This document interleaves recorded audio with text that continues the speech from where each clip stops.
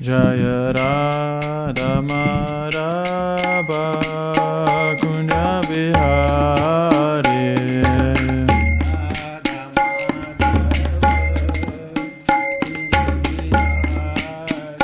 Jaya Radha Madhava Kunja Bihari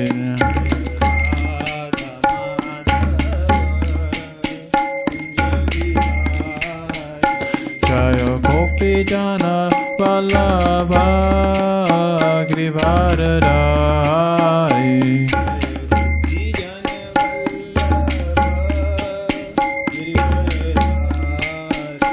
Jaya Gopi Jana Vallabha Giridharadhari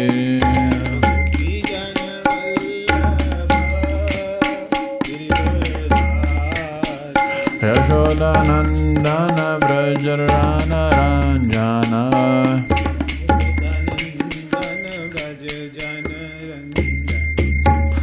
Yashoda Nandana Brajarana Ranjana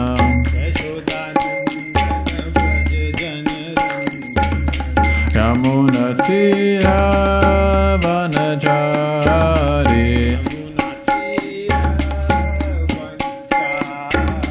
Yamuna Tira Vanachari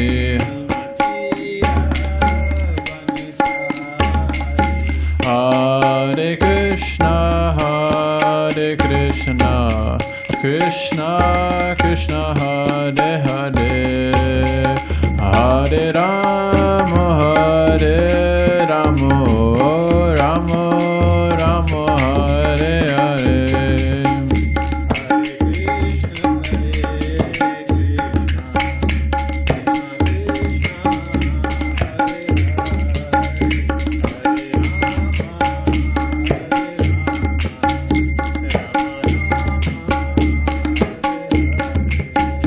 Hare Krishna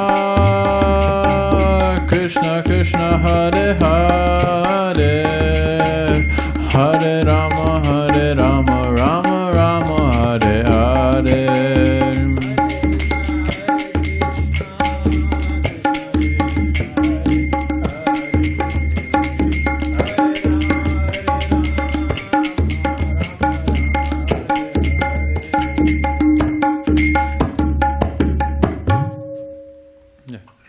Well, thank you everybody for coming out tonight on this nice Saturday evening.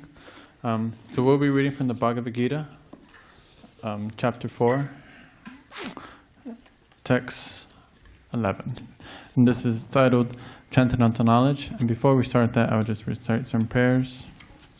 You think I should go and get Gitas for everybody? If you like, yeah, that's not a bad idea. You could read along. Yeah. Okay, until then I'll just recite. Yeah. He's gonna catch it.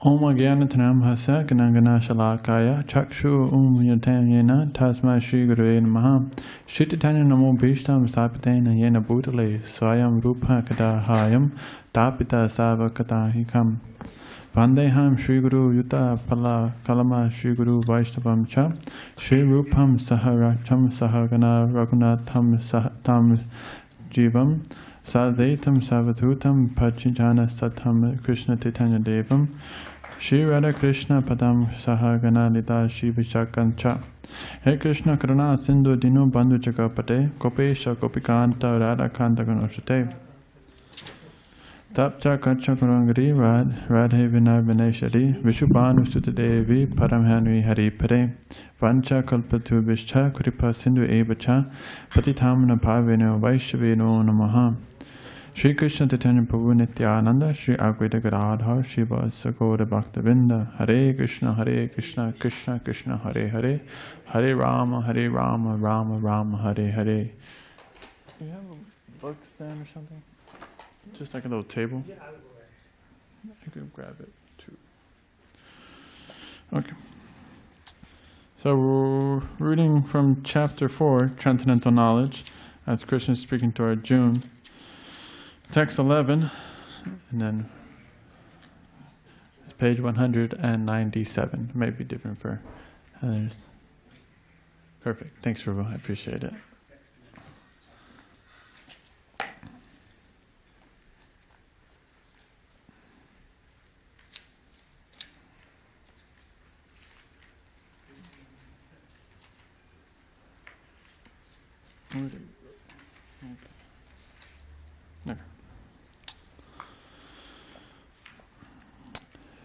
Ye yata parama ante tas tat avetya abhajanam aham mama avartamanu varjate manusaya partha sarvasya. And I'll read the translation. As all surrendered unto me, I reward them accordingly. Everyone who follows my path and I'll respect, O son Pṛthā. And then here's the purport by Srila Prabhupada. Everyone who is searching for Krishna in different aspects of his manifestation, Krishna, the Supreme Personality of Godhead, is partially realized in his impersonal Brahmajyoti effulgence as all-pervading, supersoul dwelling within everything, including the particles of atoms. But Krishna is fully realized only by his pure devotees. Consequently, Krishna is the object of everyone's realization. Thus, anyone and everyone is satisfied according to one's desire to have him. In the transcendental world, also, Krishna reciprocates with his pure devotees in his transcendental attitude, just as the devotee wants him. One devotee may want Krishna as the Supreme Master, another as his personal friend, and another as his son, and another as his lover. Krishna rewards all his devotees equally, according to different intensities of his love for him. In the material world, the same reciprocation of feeling are there. They are equally exchanged by the Lord within the different types of worships. The pure devotee both here and the transcendental abode associate with him in person are unable to render personal service to the Lord, and thus derive transcendental bliss and loving service. As for those who are impersonalists and who want to commit spiritual suicide by annihilating his individual existence and his existence of the living entity, Krishna helps also absorb absolutely and turn into his effulgence, absorbing to such impersonalists do not agree to accept the eternal blissful personality of Godhead. Consequently, they cannot relish the bliss of transcendental personal service to the Lord. Having extinguished their individuality, some of them are not firmly situated even in the impersonal existence, return to the material field to exhibit their dormant desires for activities. They are not admitted into the spiritual planet. They are again given a chance to act on the material planet. For those who are fruitive workers, the Lord awards these results as prescribed duties, as the Yarasvara. And those of the yogis seeking mystic powers are rewarded such powers. In other words, everyone is dependent for success upon his mercy alone, and all kinds of spiritual progress are different degrees of success on the same path. Unless, therefore, one comes to the highest perfection of Krishna consciousness, all attempts remain imperfect, as stated in the Srimad Bhagavatam, akarmana sarva karmana va moksha karmana udyaha dehi tatrena bhakti yogena ajate purishayam param. Whether one is without desires, the condition of the devotee, or the desireful of fruitive results, after liberation, one should with all efforts try to worship the Supreme Personality of Godhead for complete perfection and culminating Krishna consciousness. Om Agyanatana Masakana Ganashalakaya Chakshu Uminatenam Tasma Shri Gureye Namaha. Okay. Hare Krishna. Thank you guys for again coming out. And so let me just look at my notes here.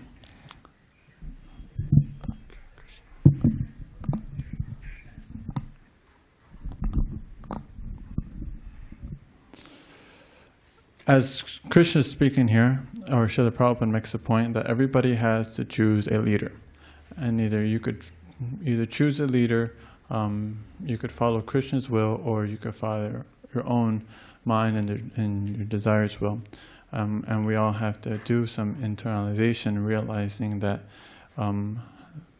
where the fighting actually begins with our individual selves, our internal aspect. Maya is not just external, it's actually coming from within, because we could see the external energy is actually also Krishna's energy.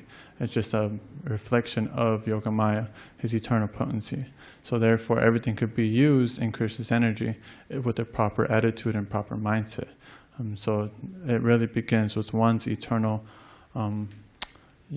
realizing one's eternal state, trying to give up one's conditioning and false proprietorship in this material world. But it begins with self-purification and accepting where one is actually at in their conditioned life. And so we could see,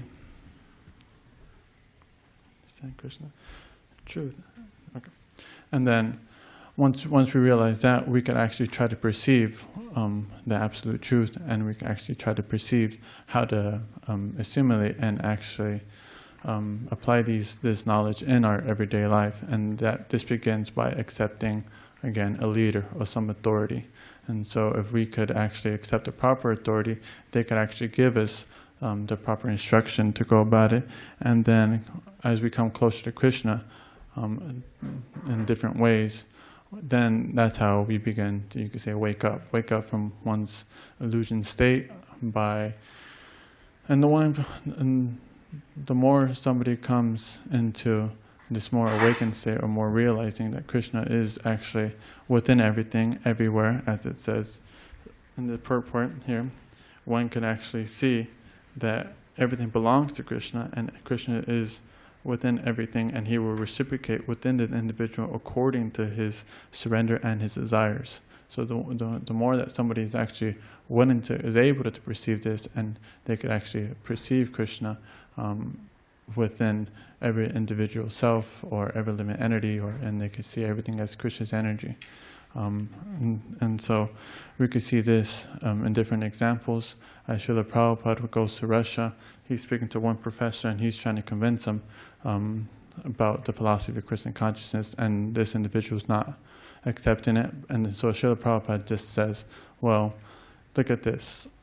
Our philosophy isn't different. You accept an authority, and we accept an authority. Your authority is your dictatorship, and ours is Krishna. And we go where Krishna goes, and you'll go where Lenin goes, is what this individual was called. And so he's making the point that you just have to practically, if you're going to choose somebody, why not just choose somebody who does everything good and has everybody's good intentions, versus somebody who has their material desires and lusty desires in different ways, and will try to satisfy those via their followers. But the thing is, Srila Prabhupada makes a point that is this somebody choosing such leaders and stuff isn't by accident, actually. It's actually due to one's desires as well. Because if somebody actually has material desires, they want to follow somebody who could satisfy them. So that is the illusion that we are prone to believe. If I could follow this individual, they could satisfy my desires. But actually one just becomes even more illusion and cheated and more frustrated and angry in different ways. And so, but you can see this, and once one becomes purified, they can see that once I start actually giving into Krishna's plan, Krishna's desires, and then he will gradually rearrange things in my life so I could gradually also surrender for him, because these different coverings are actually go very deep, and so it takes quite some purification, some time. And give me a second.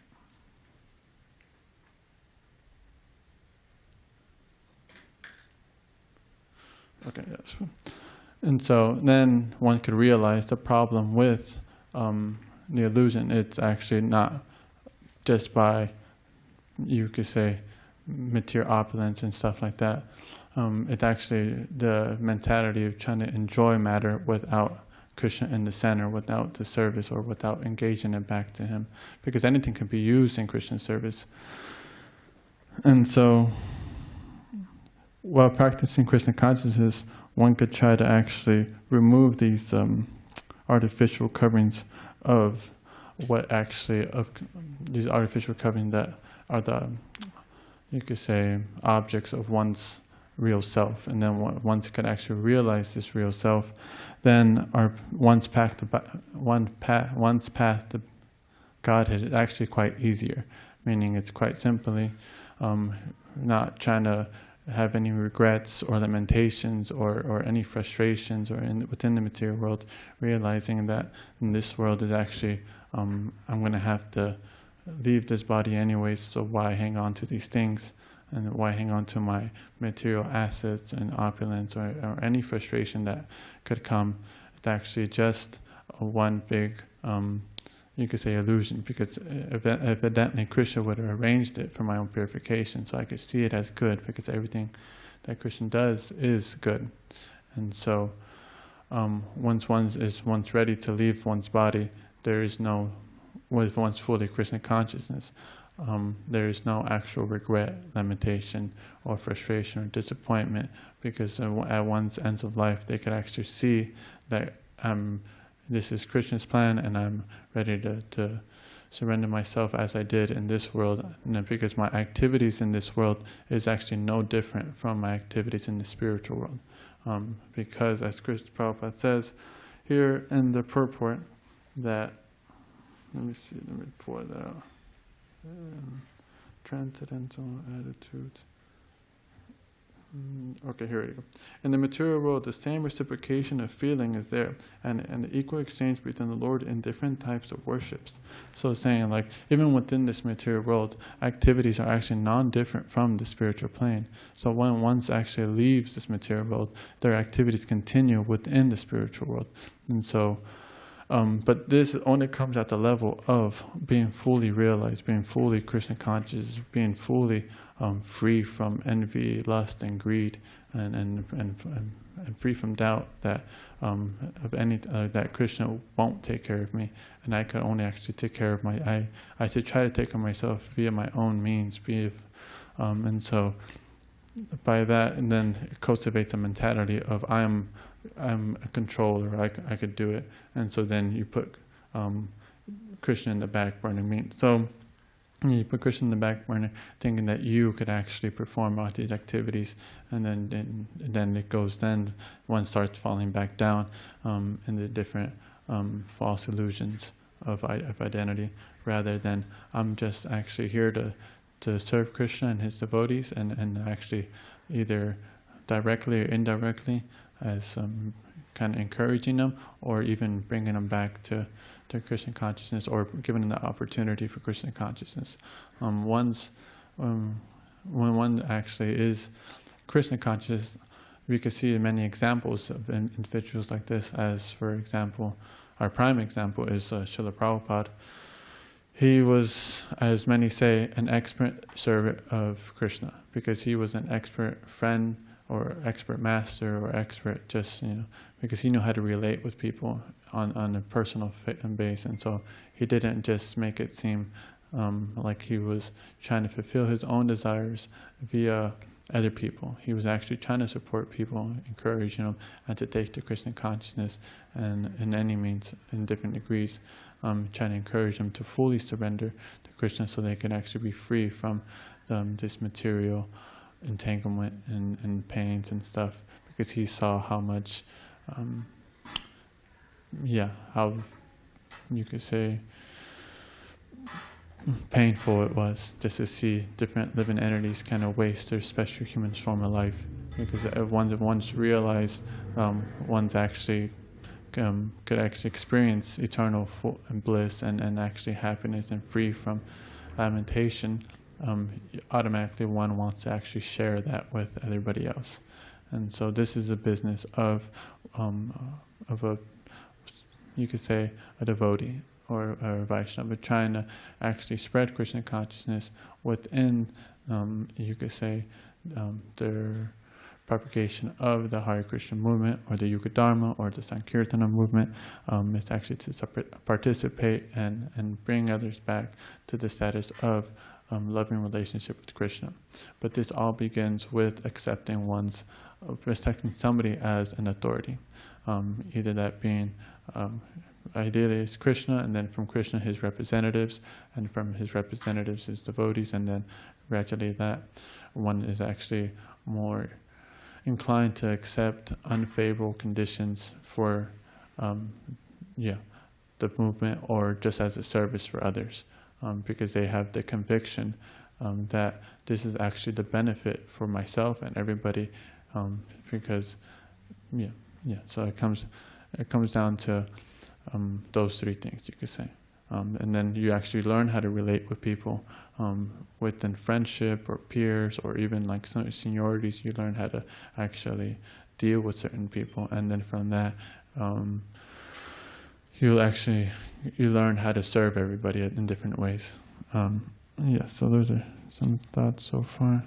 Just means accepting Krishna as a leader, understand everyone, everything.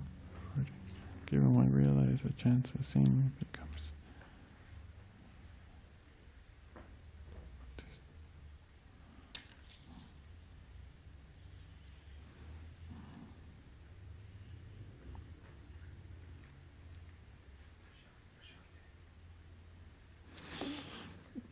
Okay.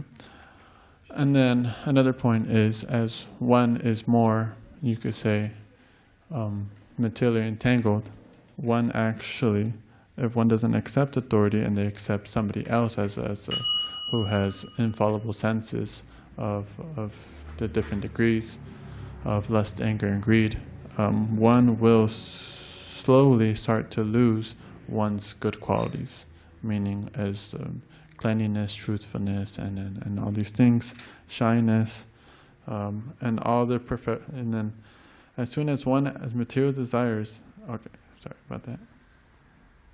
Okay.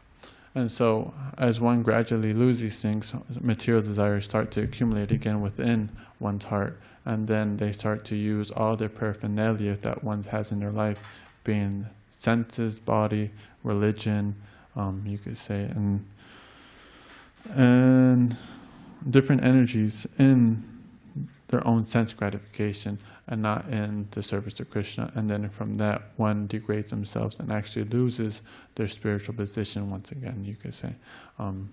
So the main idea of this text or this conversation tonight that I want to make a point is by accepting somebody as an authority and actually committing to them and following them.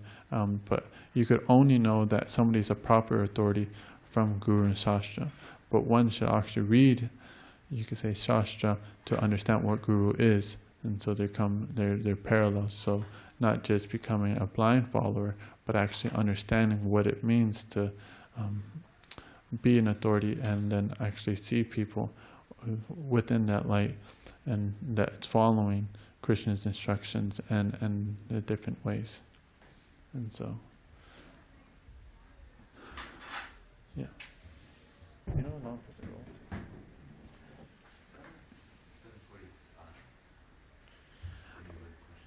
roll? Okay, and then... Is the time. Okay. If you want to, you can do one round of chanting if you don't want to continue. Okay. No, I just had a few other things, but I just wanted to make sure I didn't want to go over time. Thank you.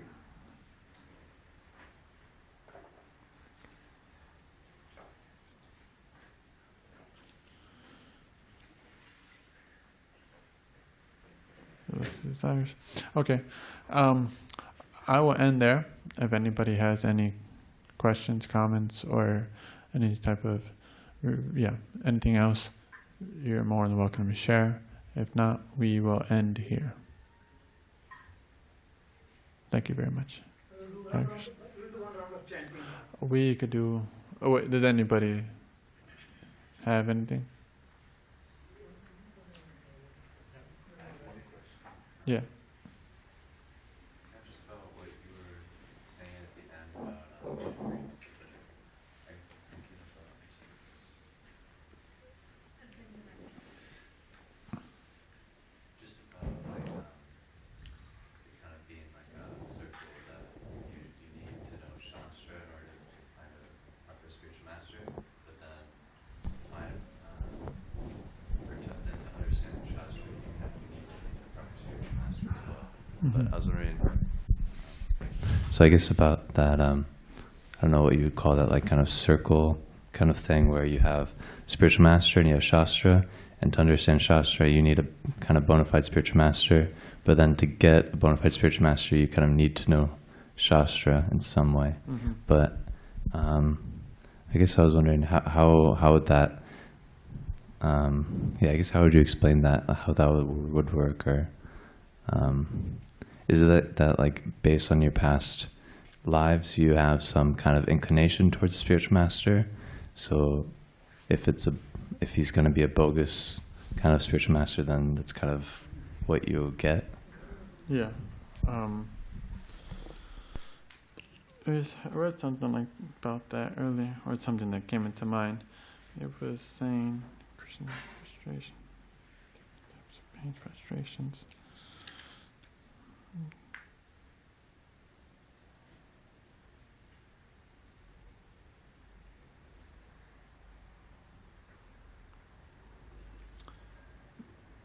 Reciprocation. I guess you could say it's based on somebody's actually desire to become free from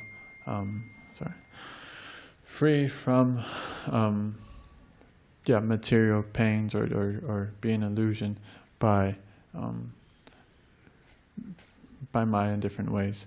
If one's actually frustrated and actually wants to get free or wants to come to a different realization, as Krishna says, there's 3 types of people that actually come to him: distress, need of money, and also the knowledge. And so of these 3 individuals, they still come to Krishna for trying to have some type of knowledge of different, you could say, spiritual level.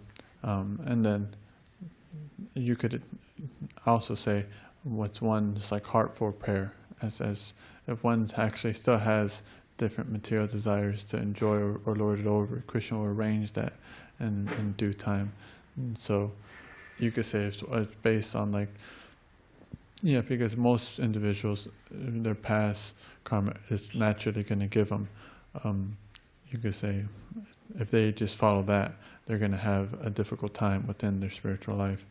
So it's only based off Krishna's mercy. So like a heartful prayer, Vandanam, just actually praying and desiring to have an authentic, actually heartfelt, and somebody who won't cheat you, spiritual master. And then from that, Krishna will arrange things gradually. Because I read something earlier about that, and I wrote it down, but I should have. Thought it was nice, actually. I should have probably did. But yeah, so it's practically based on Krishna's mercy, and then by Krishna's mercy alone, we could actually have the proper spiritual master, and then from that, it's like one's mentality continue serving them and hearing their instructions, and following them and staying close to, you could say, different, like their lotus feet, and engaging in their service. And then from that, our path to Godhead, or the spiritual planet, is made easily in different ways. So it is quite an interesting loop or circle, because it's like how you need one, you can't have one without the other. But what comes to mind, it's like one's qualification in their current state, doesn't qualify them to actually enter into that spiritual knowledge. It's one's actually desire not to lord over material nature anymore. And then from that, Krishna will arrange things, and then he will give different. If the individual soul wants to actually come to the platform of realizing Krishna in those 3 aspects, he will arrange that. But if somebody still wants to continue, have material desires, lesser desires, or different things, he will also arrange for those to be cheated. Because as Srila Prabhupada said, if somebody wants to cheat, they'll become cheated, and then so it's So it's based on one's actually desire to actually want to come to the platform of realizing who Krishna is in his original form, you could say. But I don't know if that helped. Thank you, Sankarshan Prabhuji. Hare Krishna. We'll do one round of chanting now. Yes. I remember my beads. Srimad distributed. Okay. So you want to lead it or you want me to do it? You could do it. We have 15 minutes, so you can easily do one round of chanting. And then we'll serve the prasadam outside. And the last darshan at 8:15.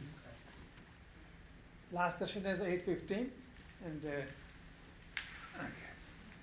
Shri Krishna Chaitanya Prabhu Nityananda Shri Advaita Radha Shri Vasadi Gaur Bhaktivinoda Hare Krishna Krishna Krishna Hare Hare Hare Ram Ram Ram Hare Hare Hare Krishna Krishna Krishna Hare Hare Hare Ram Ram Hare Hare Hare Krishna Krishna Krishna Hare Hare Hare Ram Ram Hare Hare Hare Krishna Krishna Hare Hare Hare Ram Ram Hare Hare Hare Krishna Krishna Krishna Hare Hare Hare Ram Ram Hare Hare Hare Krishna Krishna Krishna Hare Hare Hare Ram